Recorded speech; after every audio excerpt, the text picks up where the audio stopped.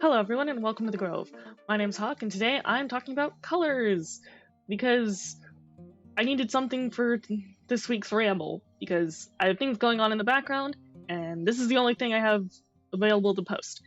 Anyway, I was talking to my supervisor a few days ago and somehow we ended up on the conversation of what is the opposite of green? And some of you might say, oh, it's red. Me, I said it was purple. Because colors are weird and definitions are important.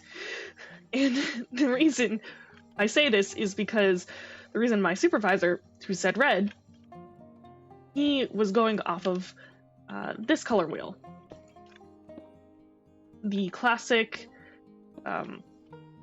red, yellow, blue color wheel. I'm going to move this over one block. And then over this. Let's go here. Red. It doesn't hurt. That's right. This is an improvised video, so it's gonna be interesting. Anyway, so he had red, and then the standard blue, and then the yellow. Like, he pulled out a color wheel and everything, and said it's like, okay, well, you have, orange when you combine red and yellow, and then you have purple when that one's made, then you get that from blue, and then of course when you cross yellow and blue you get green. And on the opposite, the color wheel, well, when you're actually spacing them out correctly, is red. That's the opposite color. So obviously green is opposite to red, and red is the opposite of green. Except for me, I don't think of that, because although this is a color system you can use, where you have the red, yellow, and blue, and then you have the secondary colors of the other three, that's, for me, I just looked at green, and when you turn it into negative, with the snap of your fingers, then you just get purple. So obviously these two are the colors opposite of the color wheel.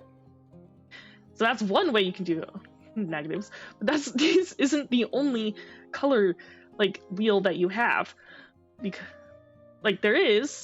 this is a form. This is the classic color wheel, and it's sort of additive.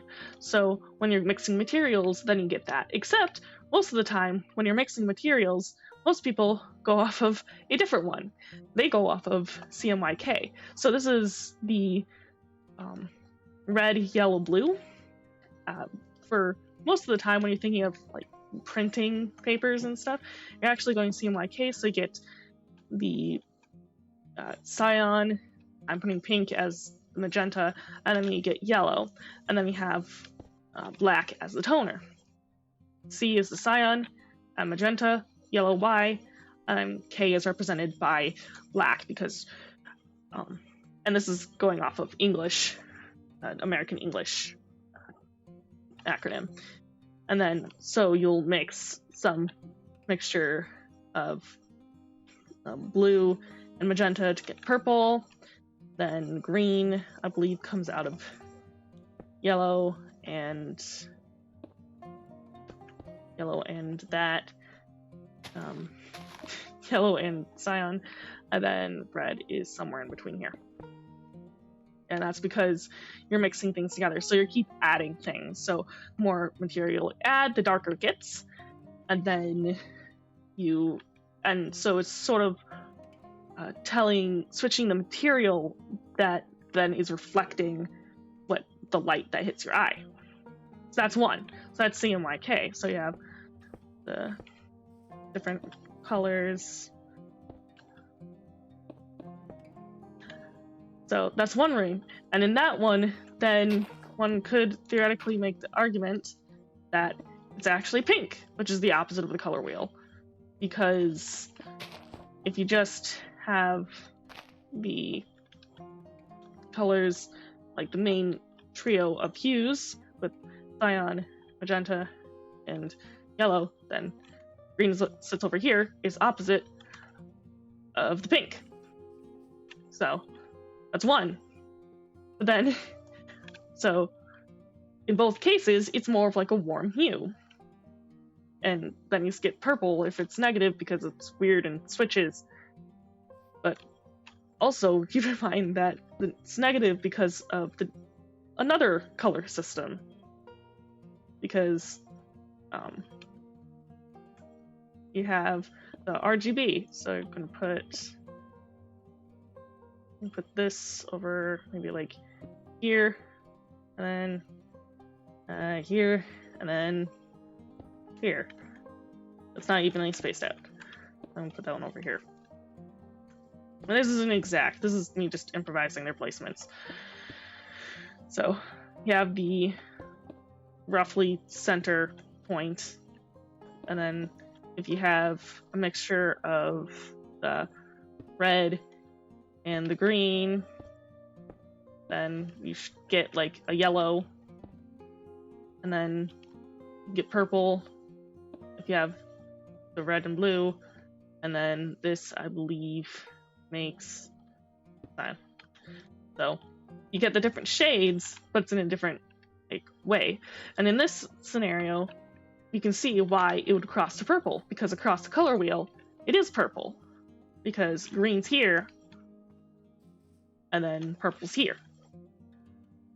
Meanwhile, and this is what I was thinking of, this is the system I was thinking of, because that's what mainly I use in art and everything. I use this color wheel. So for me, oh yeah, purple is the opposite of green.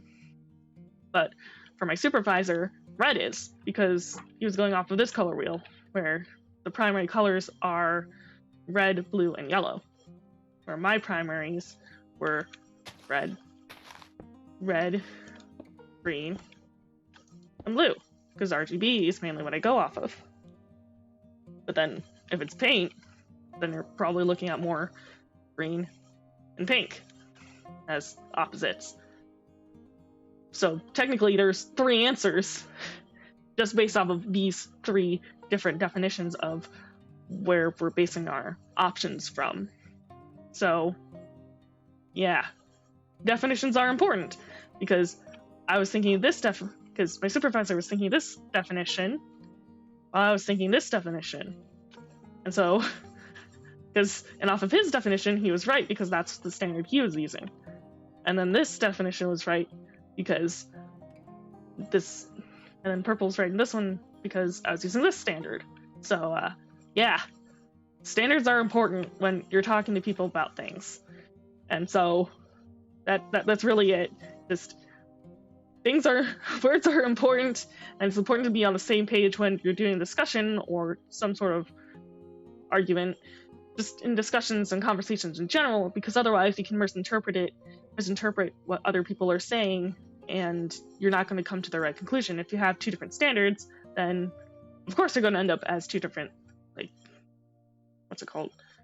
you're going to have 2 different results. Sort of like if you have an algebra problem and there are 2 different answers, well, of course there are going to be 2 different answers if it's like quadratic or something, because there's 2 different things that you can put in for the values. I tried to relate to the math. It didn't really work well, but this is my little rant about color theory. So, what about you? What do you consider the opposite of green? Is it one of these answers? And if not, do you consider it as red? Or do you agree that it's purple? Or do you think that magenta is the best thing because it's talking about tangible paints?